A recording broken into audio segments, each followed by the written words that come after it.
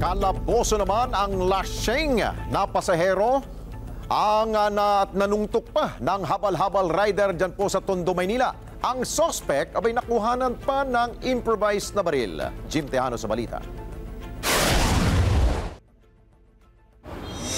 Namumulang mga mata, tulala at halos hindi makausap. Tila lumilipad pa ang isip ng lalaking ito habang tinatanong ng media sa kulungan. Ang suspect, sangkot sa pananapak sa isang habal-habal rider sa Parola Compound, Tondo, Manila kahapon ng umaga.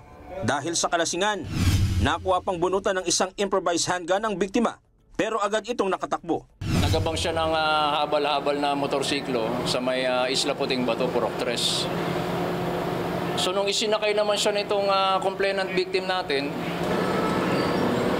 nung bumibiyahe na siya, magpapatid sa gate 1, napansin niya na malikot sa upuan. So sinita niya ito.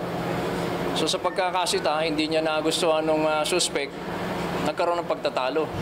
Hinilala ang suspect na si Fernando Maturino, 42 taong gulang na taga-barangay 265 Tondo, Manila.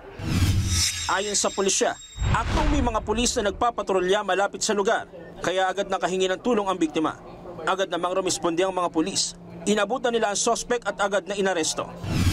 Nakuha sa suspect ang isang improvised firearm at isang bala ng .38 revolver.